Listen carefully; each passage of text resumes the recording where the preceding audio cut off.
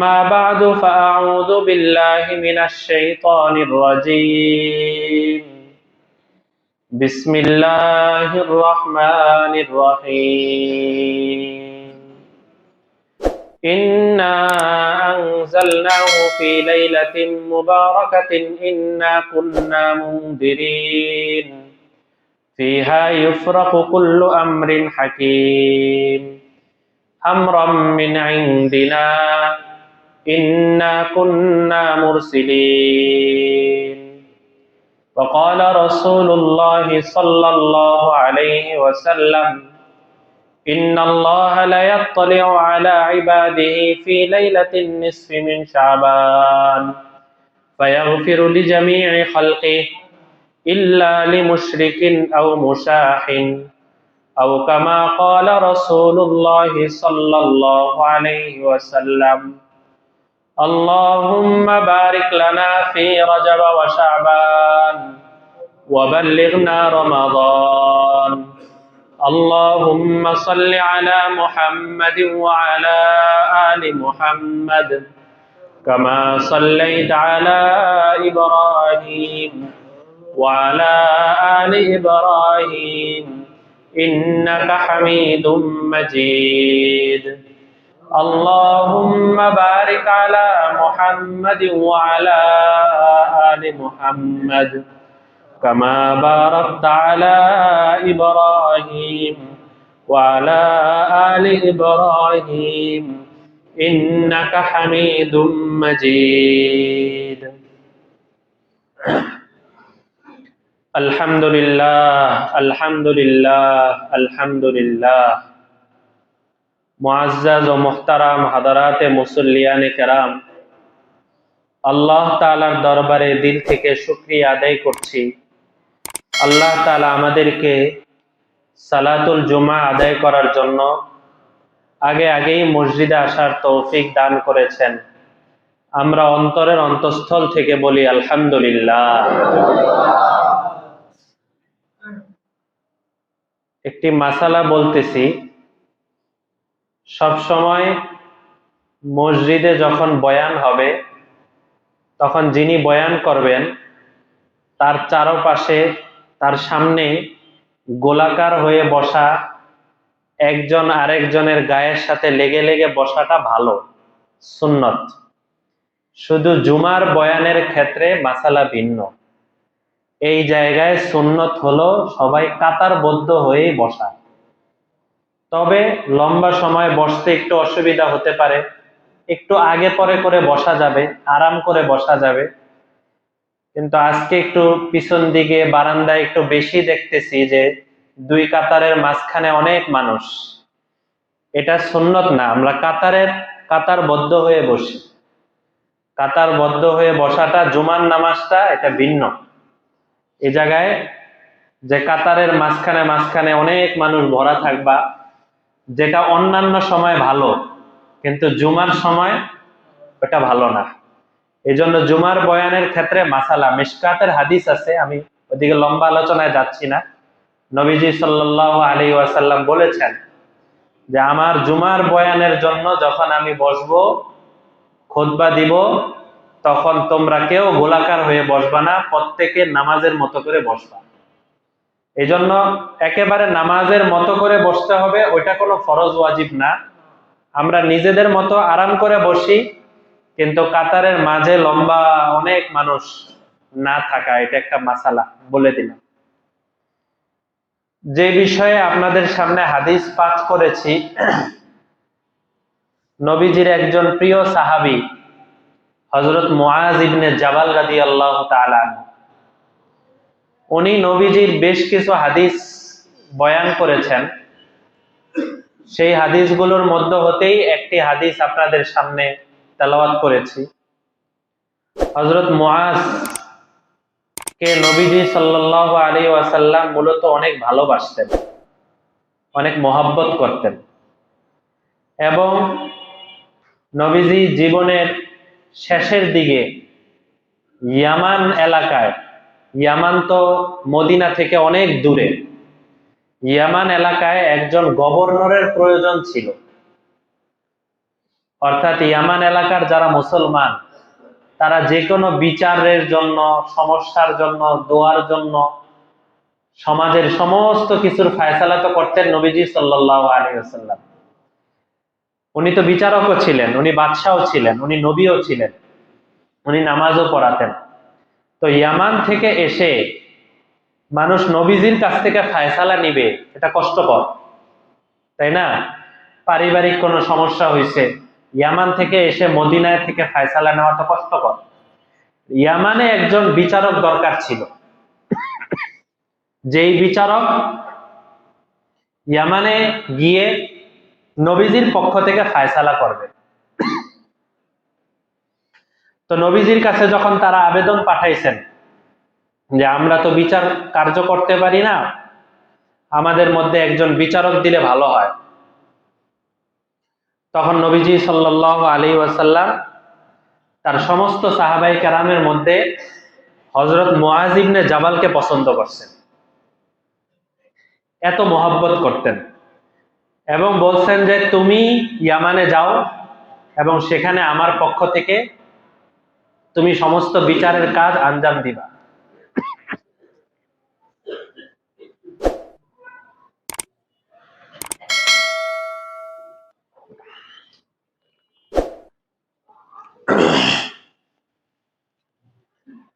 তখন নবীজি নিজেই প্রশ্ন করা শুরু করলেন। প্রথম প্রশ্ন করলেন, তোমার কাছে যদি কোনো বিচার আসে, তোমার কাছে যদি কোনো মাসালা আসে, তাহলে সেই মাসালা তুমি কিভাবে ফায়সালা করবা? হযরত মুআয তখন জবাব দিয়েছেন, আমি কোরআন দেখে সমস্ত ফায়সালা করব। 2 নাম্বার, নবীজি জিজ্ঞেস করলেন, ফাইল্লাম তাজিদ, যদি তুমি কোরআনের মধ্যে কোনো বিধান না পাও তাহলে কি করবা? তখন উনি বলছেন, আপনার রেখে যাওয়া সুন্নত অনুযায়ী আমি ফায়সালা করব। তাহলে দেশ পরিচালনা হবে কিসের মাধ্যমে? কোরআন সুন্নাহর মাধ্যমে। এটা নবীজির শিক্ষা, নবীজি এটা শিখিয়ে গেছে। নবীজি বললেন, যদি কোনো বিষয় এমন হয় যে সরাসরি আমার হাদিস পাচ্ছ না, তখন কি করবা? তখন উনি বলছেন, আজতাহিদু বিরাই, আমি ওই সময় কোরআনের যে আয়াতগুলো আমার সামনে আছে আর আপনার যে হাদিসগুলো আমার সামনে আছে, এগুলো অনুযায়ী আমার নিজের রায় দেখে আমি ইজতিহাদ করব। আমি ইজতিহাদ করে এরপরে সেই অনুযায়ী আমি ফায়সালা করব। নবীজি তখন খুশি হয়ে বলছিলেন, আলহামদুলিল্লাহিল্লাযী ওয়াফফাকা রাসূলিল্লাহি সাল্লাল্লাহু আলাইহি ওয়াসাল্লাম, সমস্ত প্রশংসা আল্লাহর জন্য, যিনি তার রসুলের রসুল, রসুল মানে হলো দূত, যাকে আরেক কাজে পাঠানো হয়। তো আল্লাহ তাআলা আমাদের নবীজিকে রসুল বানিয়ে পাঠিয়েছেন আল্লাহর কাজ করার জন্য, আর রসুল মুআযকে পাঠাইতেছেন রসুলের কাজ করার জন্য। তাহলে আল্লাহর রাসূলের রাসূল হইল না? তো নবীজি বলেন, আল্লাহর প্রশংসা যিনি তার রাসূলের রাসূলকে একটা সঠিক সিদ্ধান্ত নেওয়ার তৌফিক দিয়েছেন। সঠিক সিদ্ধান্ত, যে কোরআন অনুযায়ী আমি আমার ইয়ামান দেশ পরিচালনা করব, সুন্নাত অনুযায়ী পরিচালনা করব। যদি কোনো বিষয় এমন থাকে কোরআন সুন্নাহর মধ্যে স্পষ্ট নাই, তাহলে কোরআন সুন্নাহর আলোকে আমি ফায়সালা করব। কারণ সমস্ত বিধান কি সবসময় পাওয়া যাবে? পাওয়া যাবে না। প্রতি সময়ে সময়ে নতুন নতুন কত মাসালা আসতে থাকবে, কত বিষয় আসতে থাকবে। তো ওটা কোরআন সুন্নাহ অনুযায়ী আমি ফায়সালা করব। তো নবীজি তখন বললেন, চলো তোমাকে আমি আগায় দিয়ে আসি, ইয়ামানে চলে যাবা, তোমাকে আমি একটু বিদায় দিয়ে আসি। তখন উনি উটের উপরে বসা আর নবীজি নিচে বসা, এই অবস্থায় হাঁটা শুরু হয়েছে। উনিও হাঁটতেছেন, উনিও চলছেন, নবীজিও হাঁটতেছেন। হাঁটতে হাঁটতে হাঁটতে হাঁটতে উনি বলছেন যে, ইয়া রাসূলুল্লাহ, আর কত যাবেন? বললেন, তোমাকে তো ছাড়তে মনে চায় না। নবীজি মদিনা থেকে প্রায় 9 মাইল দূরে তাকে বিদায় দিয়ে আসছেন, এভাবে হেঁটে হেঁটে। হাদিসের কিতাবগুলো পড়লে আশ্চর্য লাগে যে এইভাবে কাউকে বিদায় দেওয়া যায়। 9 মাইল দূরে হাঁটা।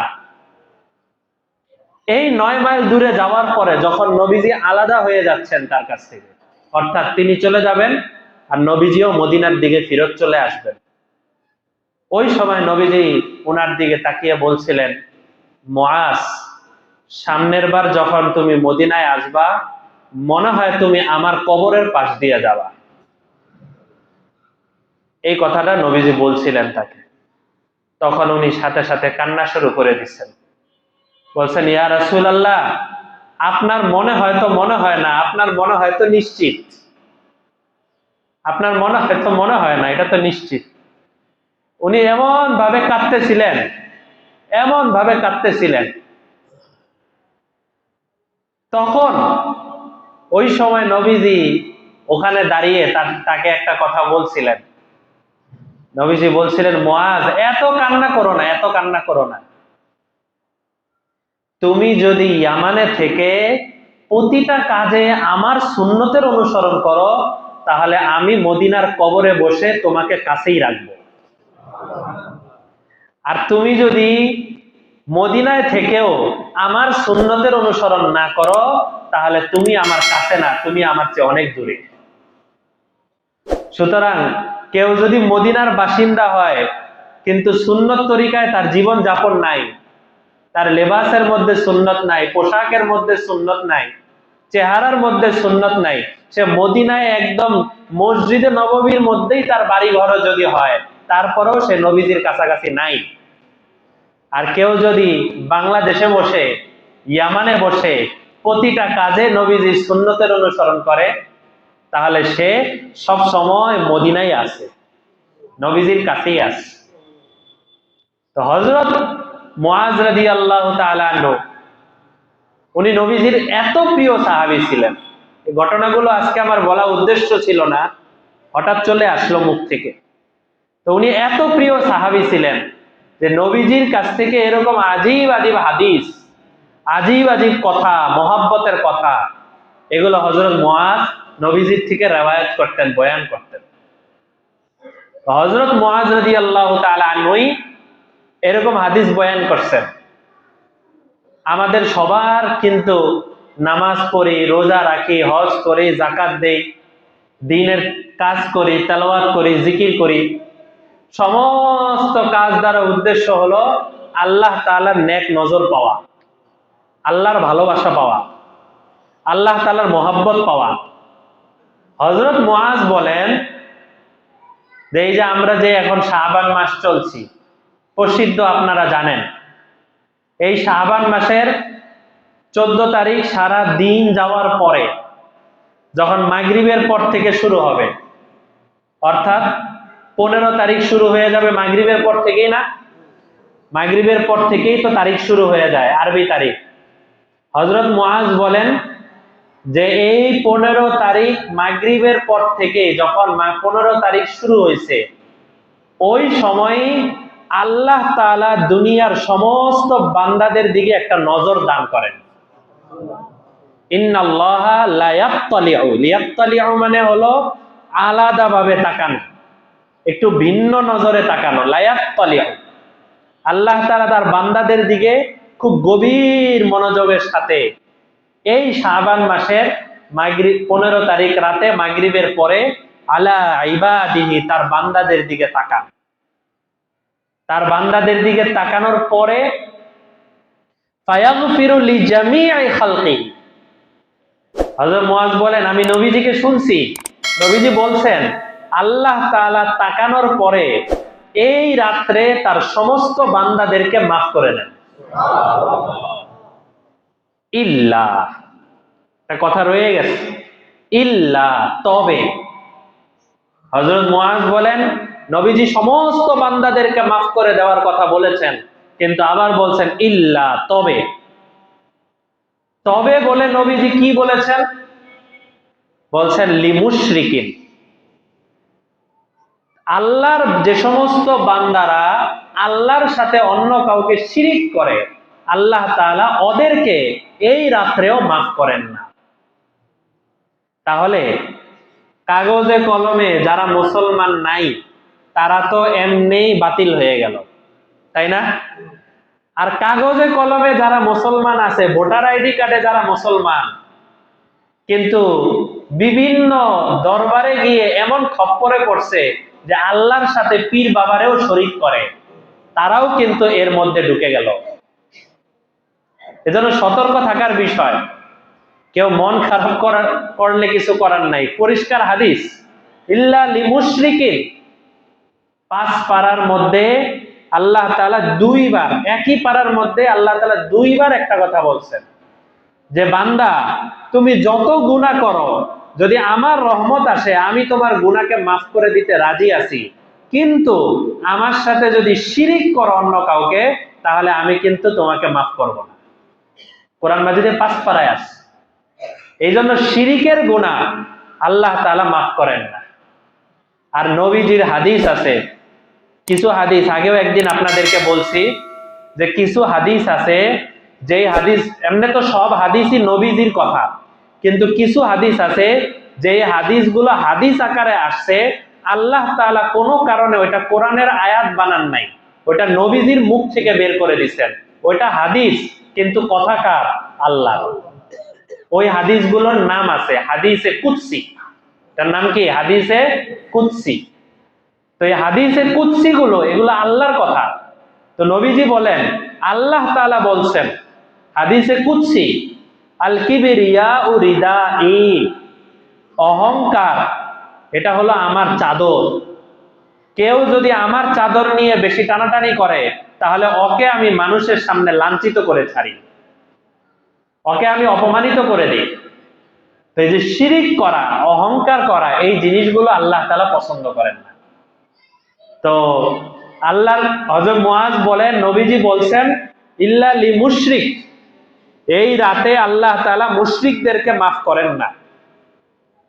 হ্যাঁ, একটা জিনিস সব সময় মনে রাখতে হবে, আপনাদেরকেও বলছি আগে অনেকবার, একেবারে কারো মধ্যে মৃত্যুর আলামত প্রকাশ হয়ে গেছে, ওই সময় তওবা কবুল হবে না। আর আরেকটা হলো কিয়ামতের আগে যখন পশ্চিম দিক থেকে সূর্য ওঠা শুরু হবে, ওই সময়ও আল্লাহ তাআলা তওবা কবুল করবেন না।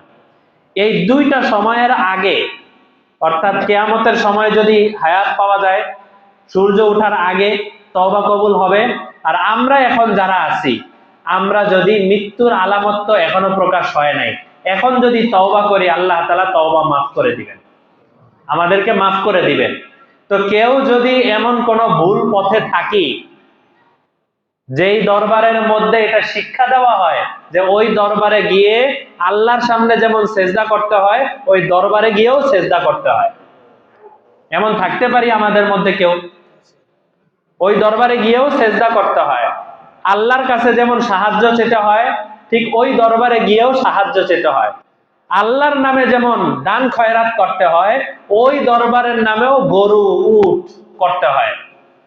এরকম যদি কেউ থাকি, তাহলে এই রাত আসার আগেই আমরা তওবা করে নিই। কিন্তু এই রাত আসলো, আসার পরে আমি অনেক আমার দরবারে লাইট জ্বালালাম, আতরবাদী আরো অনেক কিছু করলাম, সাজালাম, কিন্তু শিরিকের আকীদা আমি মনের মধ্যে রেখে আসছি, তাহলে আল্লাহ তাআলা মাফ করবেন না। স্পষ্ট কথা, আল্লাহ তাআলার সাথে কোনোভাবেই, কোনো মাধ্যমেই কাউকে শরীক করা যাবে না। অনেক সময় আমরা মানসিকভাবে আমাদের মধ্যে একটু ভুল ধারণা চলে আসে, ওই বিষয় থেকেও সতর্ক থাকা। আল্লাহ তাআলার কাছে দোয়া না করে, আল্লাহ তাআলার কাছে না চেয়ে প্রথমেই ডাক্তারের শরণাপন্ন, এটা ঠিক না। প্রথমে একটু হলেও আল্লাহর কাছে একটু দোয়া করা যায়, আল্লাহ মাফ করে দেন, আল্লাহ আমাকে সুস্থতা দান করেন। একটু সূরা ফাতিহা পড়ে, পানিতে পড়ে ফু দিয়ে এরপরে খান, এরপরে বাহ্যিক যে সমস্ত ওষুধপত্র আছে ওগুলার দিকে যান। আমাদের মাদ্রাসায় এমন হয়েছে বহুবার, একজন ছাত্র অসুস্থ, ওষুধপত্র খাচ্ছে, কতবার এরকম হয়েছে, ঘটনা বলে শেষ করতে পারবো না, ছাত্ররা কেউ থাকলে হয়তো সাক্ষী দিত। আমি বহুবার এরকম করাইছি। এই তোমাদের জামাতে ক্লাসে কয়জন ছাত্র আছে? 25 জন। 25 জন সবাই সূরা ফাতিহা পড়ো, সবাই সূরা ফাতিহা পড়ে সবার সামনে দিয়ে বোতল দিছি, যে এই গ্লাস পাঠাইছি, এই গ্লাসের মধ্যে সবাই সূরা ফাতিহা পড়ে পানিতে ফু দাও। পানিতে ফু দিয়ে ওই রুগীরে খাওয়াইছি, সুস্থ হয়ে গেছে। এরকম একটা না, অনেকগুলো ঘটনা, এবং ছাত্ররা অনেকে সাক্ষী। যেটা কেমনে হয়, আশ্চর্য লাগে। এটা হয়, আবার হয়ও না। হয় যে বলতে যে একদমই সবসময় হয় তা না, অনেক সময় হয়তো বাহ্যিকভাবে সাথে সাথে ফলাফল পাওয়া যায় নাই, কিন্তু হয়েছে, অনেকবার হয়েছে। তা আমি তখন সবসময় এটা বলি যে তোমরা তালেবে এলেম, তোমরা হাফেজে কোরআন, তোমাদের 25 জনের মধ্যে একজন হইলেও আল্লাহর ওলি আছে। আশা করি 25 জনই আল্লাহর ওলি, কিন্তু 25 জন যদি নাও থাকো, অন্তত একজন হলেও আল্লাহর ওলি আছো। আমি নিজেও ফু দিই, তারাও ফু দেয়, কারো না কারো উসিলায় আল্লাহ তাআলা হয়তো তাকে শেফা দান করতে পারে। তো বুঝাতে চাইলাম যে আমি যে কোনো মাধ্যম অবলম্বন করি, এর আগে নবীজির হাদিসের যেটা, যে সূরাতুল ফাতিহা, এটার আরেকটা নাম হলো সূরাতুশ শিফা। সূরা ফাতিহার আরেক নাম কি? সূরাতুশ শিফা, মানে সুস্থতার সূরা, সুস্থ হওয়ার সূরা। এই সূরা পড়ে একটু পানিতে ফু দিয়ে খাই, এরপরে ওষুধপত্রের দিকে যাই, তাহলে দেখা যাবে আমি আল্লাহর উপরে পুরো আস্থা রাখছি। তো আল্লাহ রসুল বলেন, হযরত মুআজ নবীজির থেকে শুনে এই হাদিস বয়ান করছেন যে আল্লাহ তাআলা এই রাতে সব বান্দাদেরকে মাফ করে দেন, কিন্তু মুশরিকদেরকে আল্লাহ তাআলা মাফ করেন না। আর 2 নাম্বারই নবীজি বলেন আও মুশাহিন, শিরিক করা, এটা আল্লাহর হক নষ্ট করা না? আল্লাহ তাআলা এই হক নষ্টকারীদেরকে মাফ করবেন না। আর আও মুশাহিন, এটা হলো বান্দার হক নষ্ট করা।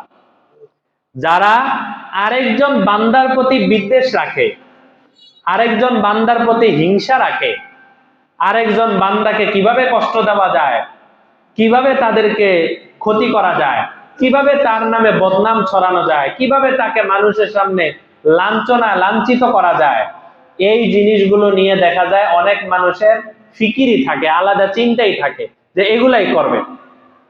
আগেও বলছি যে নির্বাচনের মৌসুম যখন আসে, এক দল আরেক দল, এক ব্যক্তি আরেক ব্যক্তি, এক প্রার্থী আরেক প্রার্থীকে কিভাবে নামানো যায়, কিভাবে বদনাম করা যায়, কিভাবে মানুষের মাঝে তার দোষগুলো বলা যায়, এগুলো দেখেন না ছড়াছড়ি হইতেছে না? দেখছেন? আও মুশাহিন, যে আরেকজনকে আমি কিভাবে ক্ষতি করব, আরেকজনকে আমি কিভাবে তাকে দাবাবো, তাকে অপদস্থ করব, এই চিন্তা ভাবনা যাদের মধ্যে থাকে, আল্লাহ তাআলা ওদেরকেও এই রাত্রে মাফ করেন না।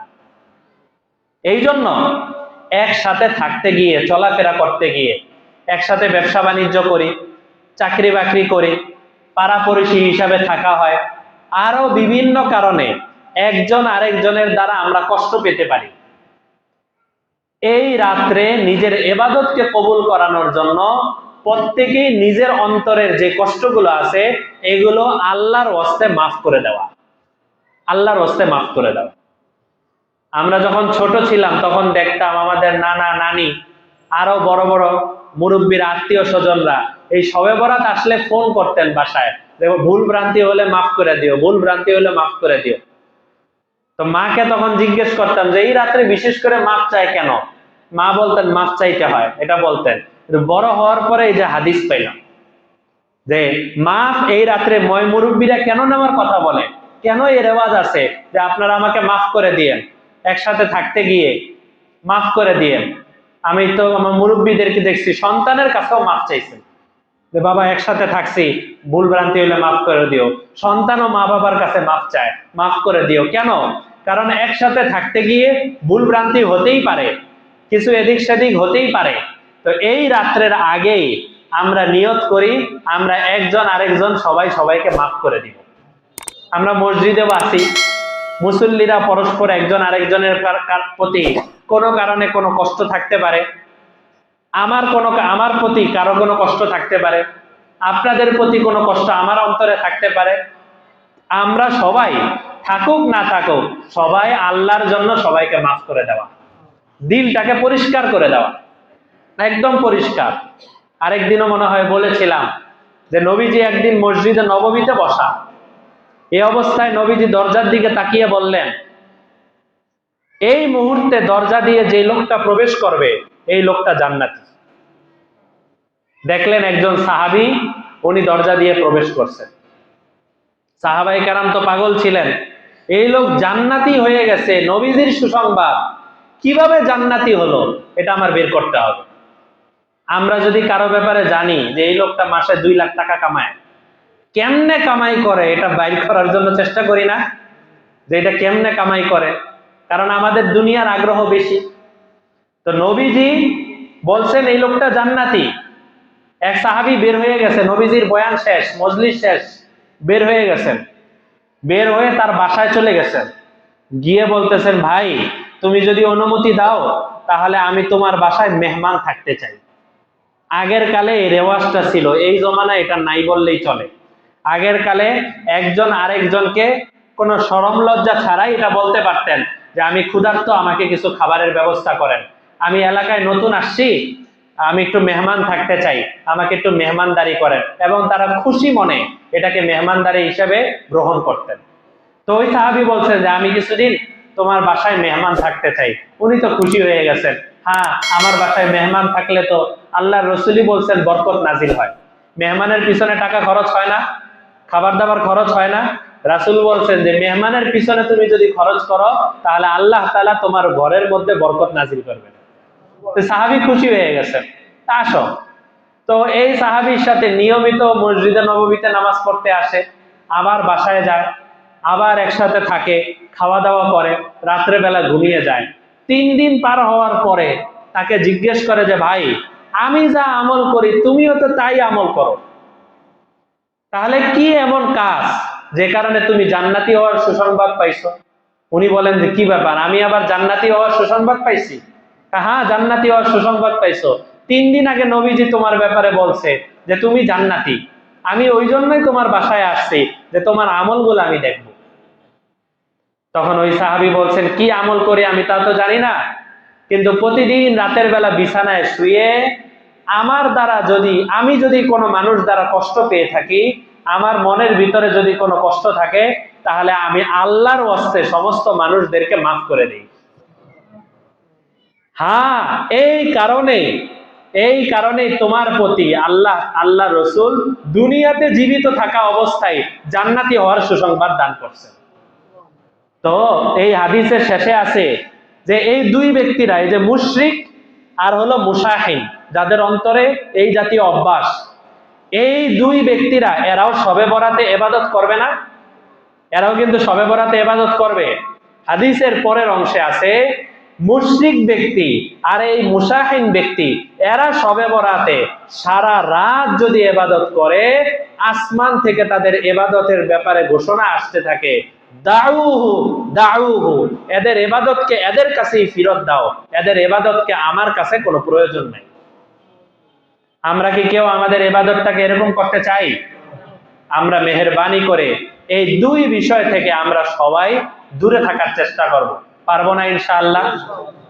এই শবে বরাতকে কেন্দ্র করে, শবে বরাতে রাতে কি ইবাদত করতে হবে, কিভাবে সারা রাত কাটাতে হবে, এই বিষয়ে আমাদের উস্তাদদের উস্তাদ হযরত মাওলানা মুফতি তাকি উসমানী দামাত বারাকাতুহু বড় চমৎকার কথা বলেন। উনি বলেন যে শবে বরাতটা হলো এমন একটা রাত, এটা এমন একটা ইবাদতের রজনী, এটা হলো পার্সোনাল ইবাদতের রাত। আল্লাহ তাআলা ডাক দিতে থাকেন আসমানে এসে যে কেউ কি রিজিক চাও, আমার কাছে চাও, আমি আজকে তাকে রিজিক দান করব। কেউ কি অসুস্থ আছো, আমার কাছে চাও, আমি অসুস্থতা দূর করব। কেউ কি গুনাহ করে ফেলছো, আমার কাছে চাও, ফাগফিরাল্লাহ, আমি তার গুনাহকে মাফ করে দিব। আল্লাহ তাআলা এইভাবে ডাক দিতে থাকেন। এইভাবে ডাক দিতে দিতে পুরা হাত্তা ইয়াতলু আল ফাজর, ফজর উদিত হওয়া পর্যন্ত আল্লাহ তাআলা এই রাতে বান্দাকে ডাকতেই থাকেন। এখন এই রাত হলো আমরা প্রত্যেকেই নিজেরা নিজেদের মতো করে নফল ইবাদত করব, নামাজ পড়ি, দান করি, তেলাওয়াত করি, দোয়া করি, অন্যান্য আমল করি, কিন্তু এই রাতে আলাদা ইজতিমাই আমল নেই। ইজতিমাই বুঝেন? একসাথে সংঘবদ্ধ হয়ে যে আমল। আমাদের দেশে এটা একটা ভুল রেওয়াজ যে অনেক জায়গায় শবে বরাতের নামাজের নামে আলাদা মসজিদে জামাতের নামাজ হয়, শবে বরাতের নামাজ। আর বয়ান একটা দুইটা পর্যন্ত চলতে থাকে, তো হয়তো আমাদের এইসব টঙ্গী এলাকাও আছে না? অথচ এত লম্বা সময় বয়ানের পিছনে শেষ করা, 12টা 1টা বাজিয়ে ফেলা, লম্বা সময় বয়ান, লম্বা সময় বিভিন্ন ধরনের কাজ কারবার করতে থাকা, ইজতিমাই আমলের মধ্যে লম্বা সময় ব্যয় করা, এটা ঠিক না। হ্যাঁ, করণীয় বর্জনীয় অনেকের মনে থাকে না, যেহেতু শবে বরাত বছরে একবারই আসে, এই জন্য মনে থাকে না।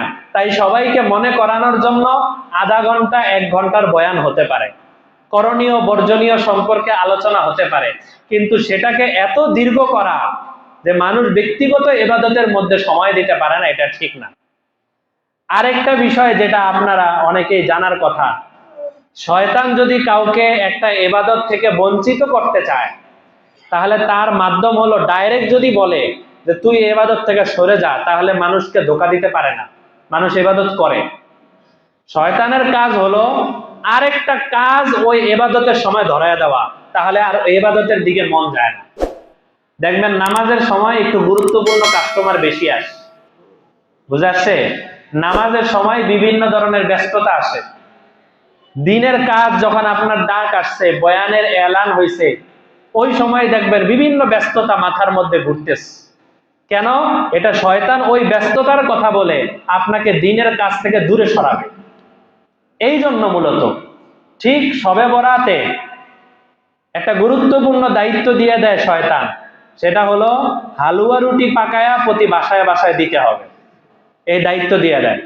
তো মহিলারা, মা বোনেরা হালুয়া রুটি পাকায় আর পাকায় মানুষদের কাছে দিতে থাকে, একেবারে শেষ মুহূর্তে গিয়ে 2-4 রাকাত নামাজ পরে দোয়া করে বা শবে বরাত উদযাপন হয়ে গেছে।